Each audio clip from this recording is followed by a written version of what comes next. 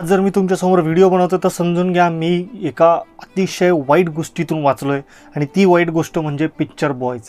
हां, picture boys नावाचा चित्रपट आला आणि तो चित्रपट बघताना मी माझा जीव गमावतो की काय अशी मला अवस्था वाटत होती. एक वेळ अशी आली होती ना की मी मोबाईलमध्ये ॲम्ब्युलन्सचा नंबर टाईप करून ठेवला होता की कुठल्याही क्षणी मला काही झालं तर मी तो नंबर दाबणार आणि त्या लोकांना थिएटरमध्ये बोलवणार. इतक्या वाह्यात पद्धतीचा चित्रपट आहे आणि त्या चित्रपटावरती आज आपण सविस्तर चर्चा करणार आहोत. मित्रांनो, शेवटपर्यंत माझ्यासोबत राहा, कुठेही जाऊ नका.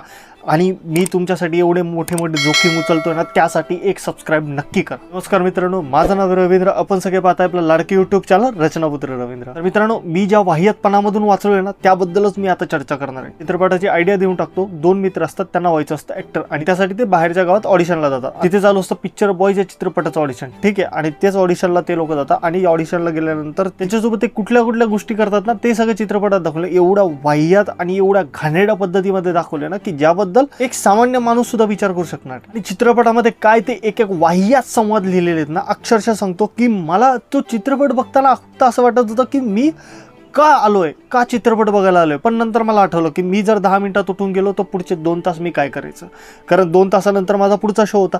त्यामुळे ते 2 तास मी झकमारी करून तिथे घातली आणि मला नाही कळते की ते 2 तास घालवण्यासाठी मी किती वेळा देवाचा धावा केला असेल मला माहिती. आणि चित्रपटात तृतीयपंथी लोकांची जी काही मस्करी उडवली ना, खरंच म्हणजे काय होतं ना की त्यांनी ठरवून दिलेलं आहे तृतीयपंथी कोणी असेल तर त्याची पूर्ण वेळ मस्करीच उडणार आणि त्यांना ना ते रोज एक टास्क देतात. ठीक आहे, कुठल्या दिवशी डान्स करायचा असतो, कुठल्या दिवशी ऍक्टिंग करायची असते, कुठल्या दिवशी अजून काही परफॉर्मन्स असतो. काय होतं, एक दिवस ते अचानक चिल करत बसलेले असतात पूलमध्ये. आता मला सांगा, 3 लोक तिथे आंघोळ करताय. ठीक आहे, मस्त डुक्या मारताय, सगळ्या गोष्टी करताय आणि एक जण त्याच पूलमध्ये बसलेला जो व्यक्ती ना तो अक्षरशः त्या पुलामध्येच थुंकतोय आणि त्यातच ते आंघोळ करताय. कसल्या प्रकारची क्रिएटिव्हिटी आहे तुमची. मला वाटलं होतं हे बिग बॉस सारखा काहीतरी करणार आहेत. ठीक आहे ना, पण त्यांना धड ते बिग बॉस सारखं सुद्धा करता आलं नाही. म्हणजे त्यांना ना धड हे करता आलं नाही, त्यांना ना धड ते करता आलं नाही. हे कुठेच काहीच करता येत नव्हतं. बस निव्वळ 2-4 लोकांना बोलवलं, त्यांना पैसे दिले आणि काहीतरी शूट केलं आणि ते मोठ्या पडद्यावरती रिलीज केलं, एवढंच बस. हे लोक असे तद्दन फालतू चित्रपट बनवतात आणि यांना स्क्रीन्स पण जास्त पाहिजेत.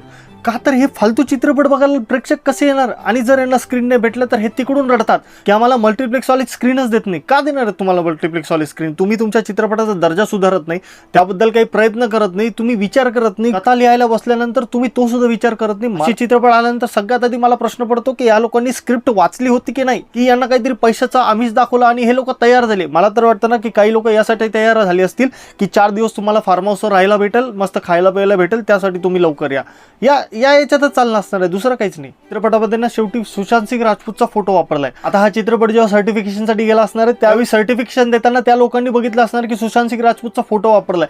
त्यामुळे काही दुसरा अनिश्चित नको घडायला म्हणून किंवा या वाईट चित्रपटाशी एवढ्या चांगल्या अभिनेता संबंध नसावा म्हणून त्यांनी तो फोटो सुद्धा ब्लर करायला लावला. म्हणजे एवढी दुर्दैव या लोकांचं. या चित्रपटात ना कथा होती, ना पटकथा होती, ना व्यवस्थित संवाद होते, ना कुठलं व्यवस्थित लिहिलेलं कॅरेक्टर होतं. चित्रपट कुठेच लँड करत नाही किंवा कुठेच परफेक्ट नाही. चित्रपट हा इतक्या ठिकाणी लॅक करतो की तो तुम्हाला अक्षरशः जाणीव करून देतो की तुम्ही लोक हेच डिझर्व करता, कारण तुमच्यासाठी आम्ही हेच बनवू शकतो आणि तुम्हाला आम्ही हेच दाखवणार. बस, या व्यतिरिक्त दुसरं काहीच नाही. जेव्हा कुठल्या स्क्रिप्टवरती तुम्हाला काम करायचं असतं ना तर सगळ्यात आधी तुम्ही ती स्क्रिप्ट वाचा, त्यावरती चर्चा करा, त्यावरती ठरवा हा चित्रपट बनवायचा, सिरीज बनवायची की रद्दीमध्ये फेकायचं.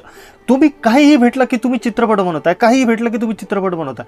तुम्हाला काहीतरी असं वाटायला पाहिजे ना की प्रेक्षक हा 200 रुपये 300 रुपये खर्च करून येतो, अक्षरशः तुम्ही त्याच्या पैशाला काडी लावता, दुसरं काहीच करत नाही. अजून काय बोलणार आहे चित्रपटावरती मला काहीच कळत नाही. त्यामुळे ना हे लोक असाच फालतूपणा करत राहणार आहे आणि यांना किती जरी बोललं तरी यांना शष्प फरक पडत नाही.